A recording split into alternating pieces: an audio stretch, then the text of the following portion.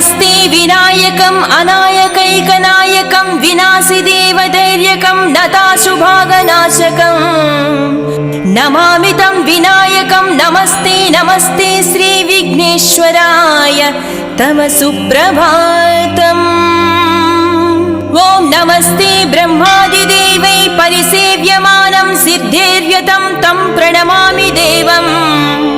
सृष्टादौ ब्राह्मणसम्मक्पूजितः फलसिद्धये नमस्ते नमस्ते श्रीविघ्नेश्वराय तव सुप्रभातम्।